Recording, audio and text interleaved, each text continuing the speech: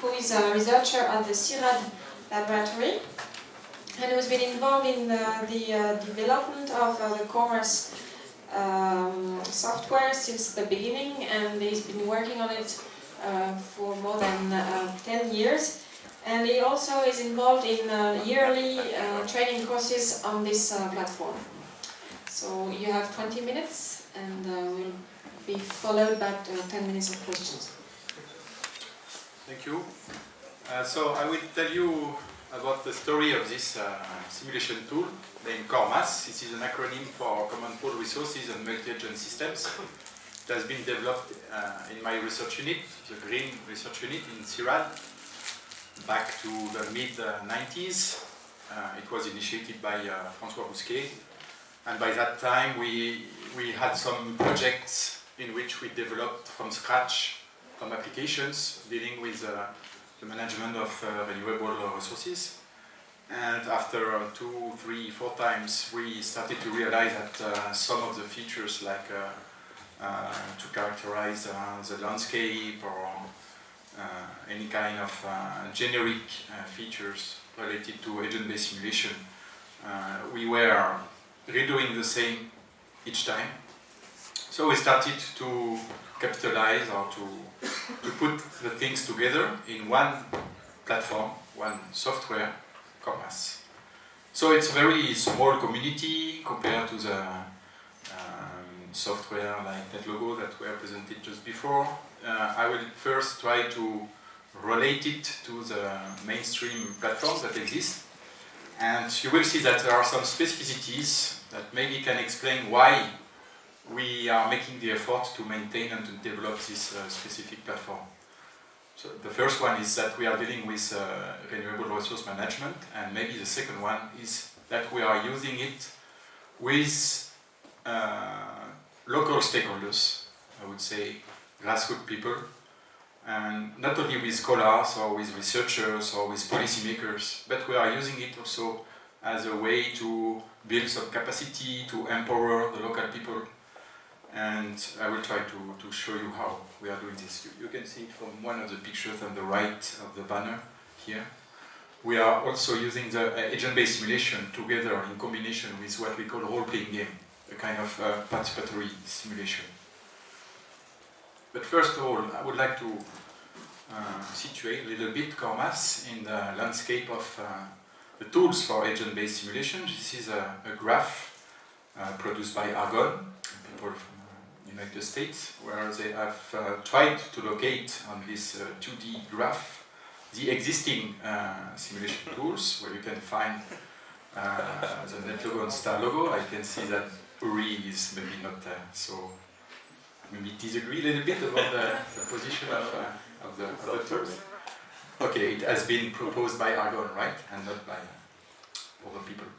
Well, you see that CORMAS is even not there. Maybe it is assumed to be under the participatory simulation, which is at the lower left corner of this graph. So it's supposed to be very easy to develop, but a very low modeling power. I don't know exactly. But, well, you can see here, you can find at least the NetLogo, the swarm, and the repast that I will mention in my next slides, because these are the, I would say, the 3 main simulation platforms, agent-based simulation platforms, that have been used by people who are developing agent-based models since the late 90s. So to try to see the trend, you know, this graph, I produced it myself. I used Google Scholar, and I just typed in agent-based simulation as a keyword, and I combined this keyword with the name of the simulation tool. So the result is not a perfect one. Like when you enter agent-based simulation and swarm, you may have some results coming out that are about swarm intelligence and agent-based simulation, and not necessarily about the swarm simulation tool. So don't take the numbers too seriously here. But nevertheless, you can see the trend very clearly from the end of the 90s. The number of publications that are referring to one of the simulation tool, generic simulation tool, is increasing. And another information, as you can see in the blue color for CORMAS, that it is relatively small compared to the big guns. This curve also is interesting in terms of trend. As you can see that for the blue one, CORMAS compared to the three other simulation tools represent at its best a little bit more than 10% of the publications relating to a generic simulation platform. And from 2003-2004, the trend is like decreasing. So it's a relatively small community, and not too many publications every year are released by people who are using the CORMAS platform, but still it continues. And the red one is more interesting. It's a ratio of all the publications referring to agent-based simulation compared to the number of publications citing one of the platforms, of the 4 platforms I selected. It means that you can see the trend, it's very clear. More and more publications about agent-based simulation are mentioning the use of a generic simulation tool. More than 1/3 of the publications nowadays are mentioning the use of a generic simulation platform. Would it be Repass, Swarm, NetLogo? So you see the trend with the red curve. It means that it's useful not to develop from scratch your agent-based model, but to use an existing generic software. So what about CORMAS? What is different with CORMAS? CORMAS is, I would say, it's focusing on the management of renewable resources, so it's a specific way to consider social ecosystem and to use multi-agent system as one way to focus on the relationships among people about resources. So this is a very classical diagram representing the main principles of a multi-agent system taken from Ferber. And so for us, we'll have stakeholders using resources and interacting directly among each other, having their representations and trying to achieve their goals. So we are coherent with this way to represent a social ecosystem. We clearly relate to a multi-agent system paradigm to develop our models.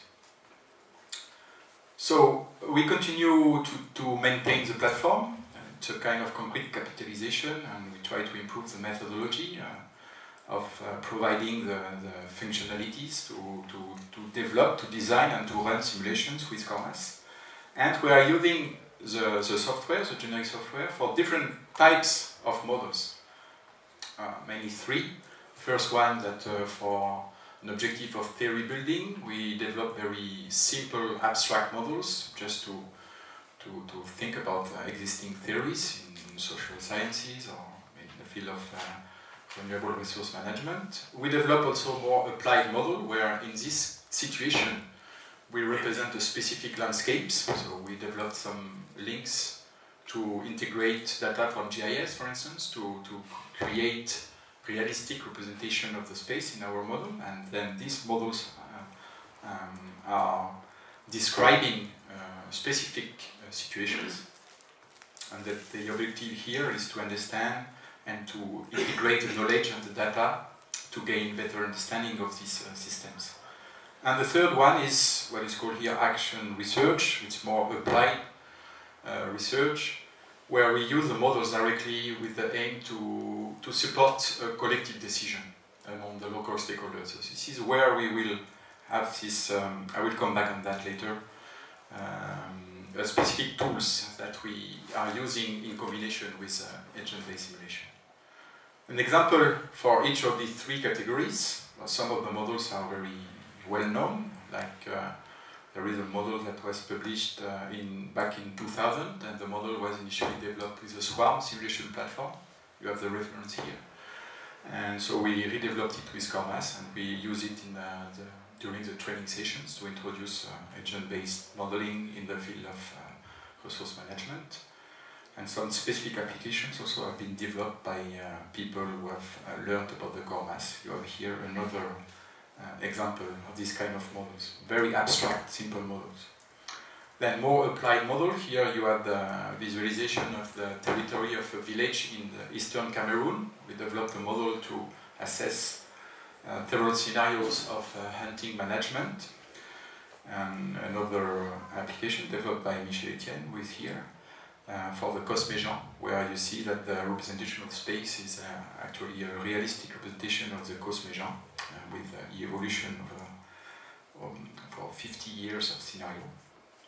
And the third category is action research, where here we'll use the model directly with the local stakeholders. Here you have an example of farmers from the Senegal Valley in Senegal, discussing from the simulation output, and we did it in several parts of the world. In Asia also, I spent 4 years in Asia where I used this kind of very simple models directly with the local stakeholders. Here the objective is, well, the users of the models, of the tools, are the agents represented in the model. And so we are using the tools directly with them, trying to assess whether they accept the models as a good representation of their real life, and to trigger or to promote discussion among themselves. So for us, I would say that agent-based simulation, the very important point is that we are doing interactive simulation, and much more than computer-participant interaction. We are interested by participant-participant interactions. So even if, strictly speaking, we are using agent-based simulation with a group of stakeholders, like on the right-hand side of the slide here, then it's to support collective discussions by discussing about the several scenarios that we can run with the computer model.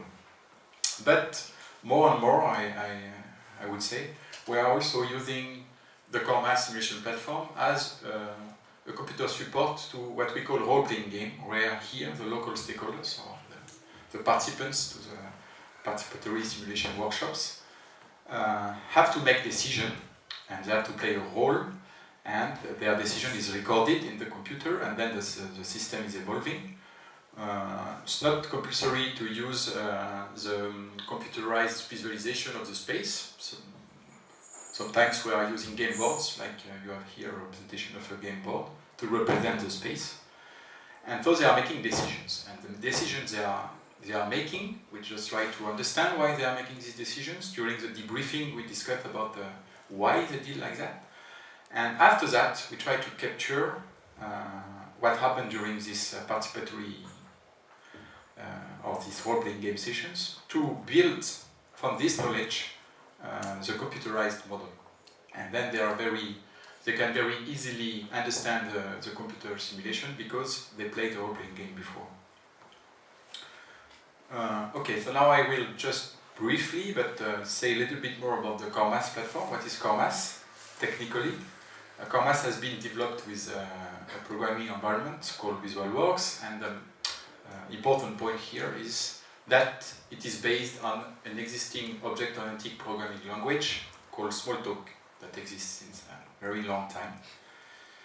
And so developing models with CORMAS means, suppose that the users can write Smalltalk code. So they have to learn the syntax, and they have to allocate some time to learn this language. So we did not develop a specific language for CORMAS, we are using the Smalltalk language. This is the main interface of CORMAS with the main menus. You have one menu to create or to load an existing model. We have also a library of models, and so we can load a model and just have a look to existing models. Then there is a menu to design a model and a menu to run simulations. Just a few words about how to design the current model. There are 3 sub-menus here, and the first one is that first you have to enter the structure of the model in terms of, most of the time we can use UML class diagrams. I will say a few words about UML later on, which is for each conceptual entities of the system we have to create a class and we have to specify the class. But with CORMAS, everything has to be written as a piece of Smalltalk code. So even the scheduling of the model, so to create the initial situation and to specify for each tick of simulation what to do for each agent, in which order, then we also have to write a Smalltalk piece of code for that. And also for specifying how to observe simulation. It goes through writing some Smalltalk methods. We have some tools for that to ease the process, but still, at the end, you end up with a code editor for the Smalltalk language. So what is provided by CORMAS? It's a set of generic classes divided in 3 categories. We have spatial entities. For us, it's quite important because when you deal with at all resource management, the specification of space is very important. So we have a hierarchy of aggregated spatial entities that we can use. And we have what we call social entities, agents with abilities like to move around or to communicate with other agents. Depending on your need, you have to pick a generic classes for each of the entities of your model.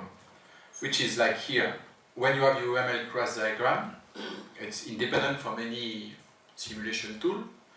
You have a farmer, a farmland, and farmland is made of plot. Okay, this is a very simple structure. Represented by a UML convention. Then the first step when you decide to use CORMAS is to, for each of this entity, to say, okay, this is a kind of CORMAS agent. And farmland, it's a kind of CORMAS aggregate. It exists already. So the concept of having an elementary spatial entity and aggregate made of elementary spatial entities exists in CORMAS. So there are some methods to create and to manage, to write methods for all these kind of entities.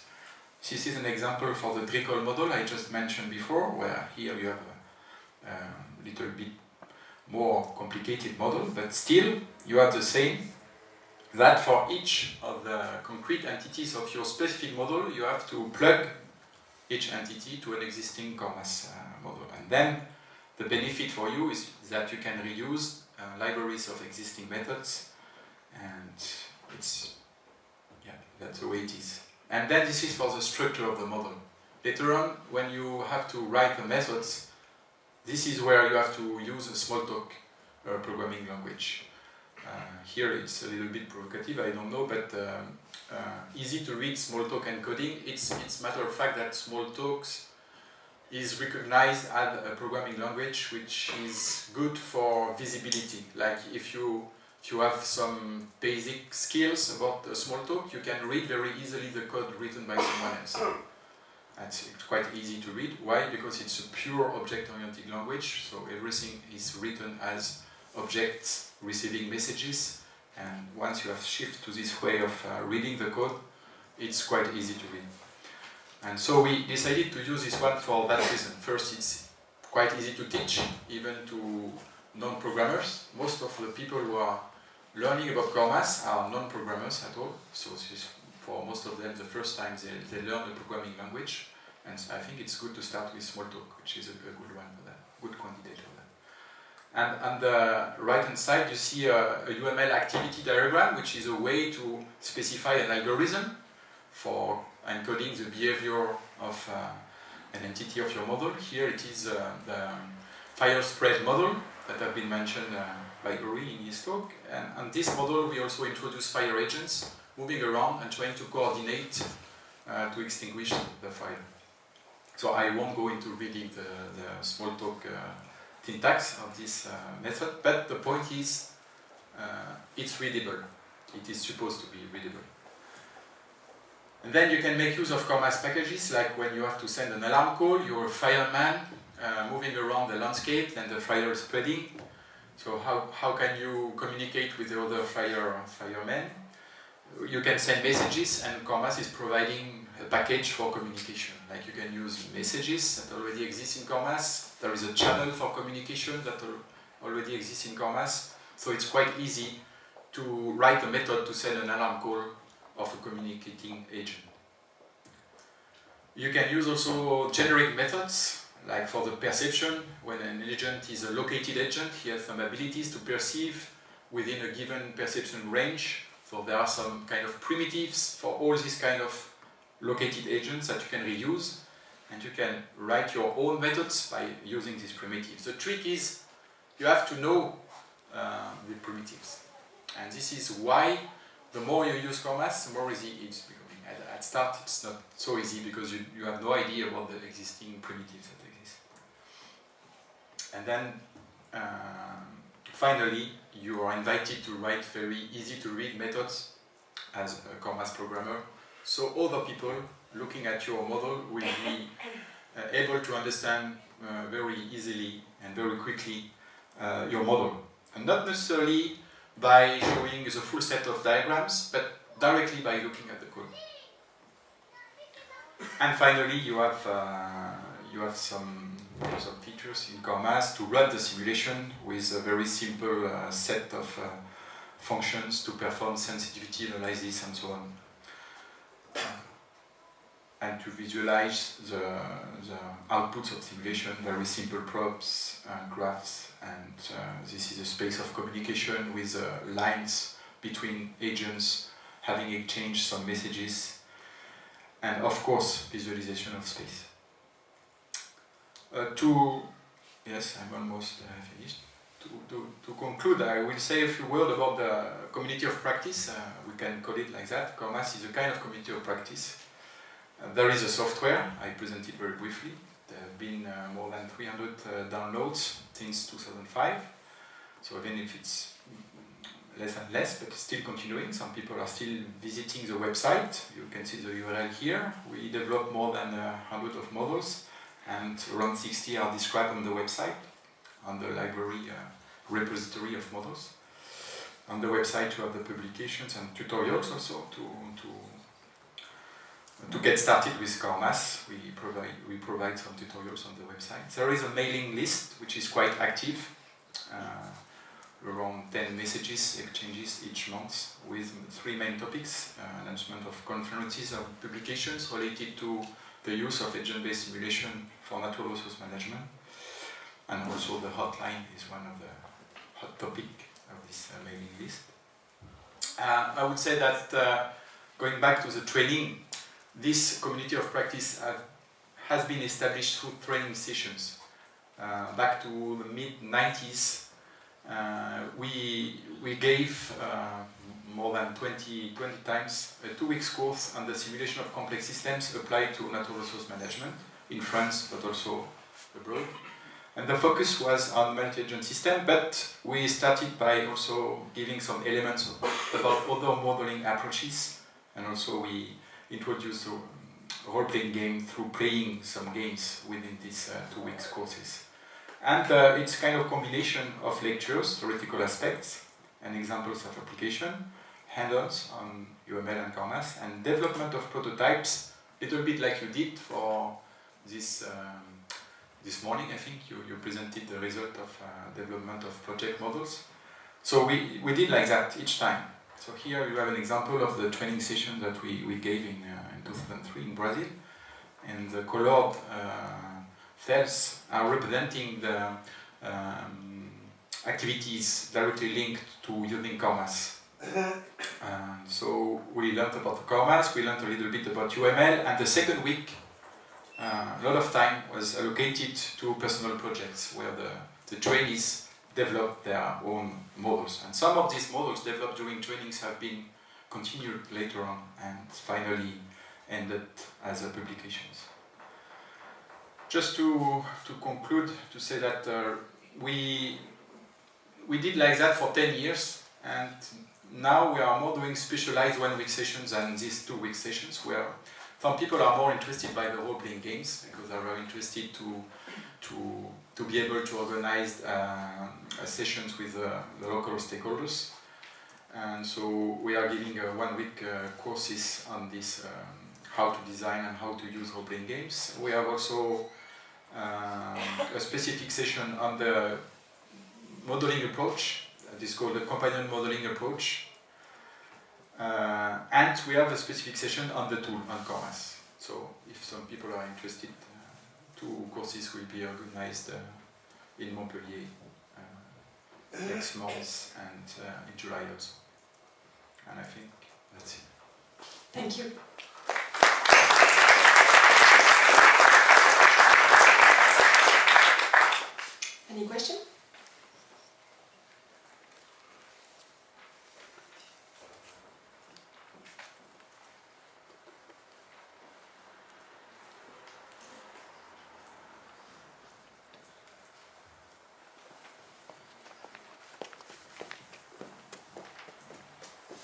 I was wondering what was the reasons for you to switch from a 2 weeks training to a 1 week training?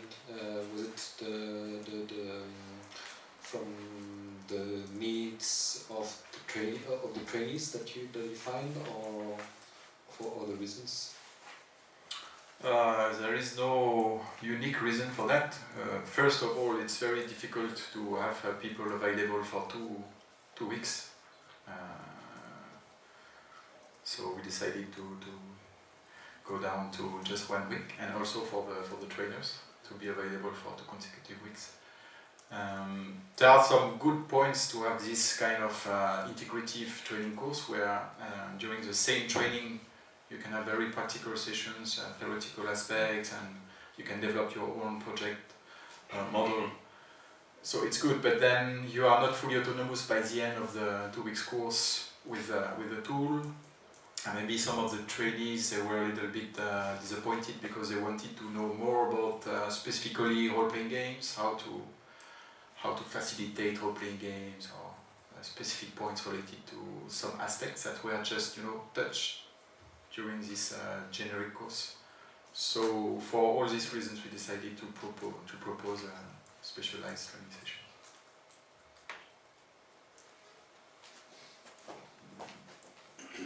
So if nobody is asking a question, I always ask a question. So just you mentioned I'm Bill Gates, and I say, well, Christoph, you're a nice guy, good project, here's $5 million.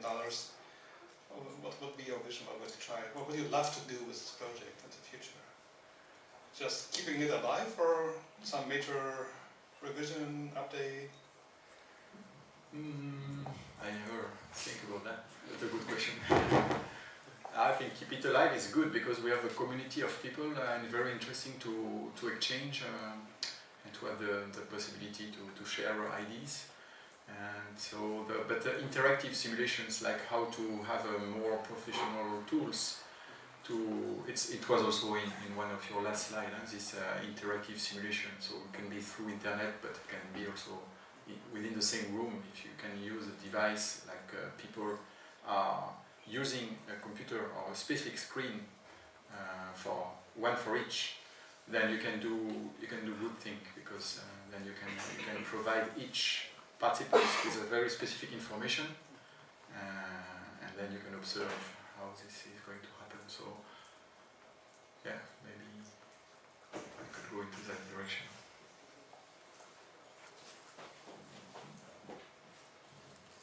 As far as I know, you have applied it in several contexts, also in low-income countries, in a renewable or in an agricultural setting.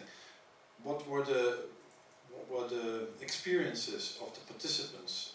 What were they saying about the actual use of the model? Or, I mean, did they have the feeling it could also have been done without a model?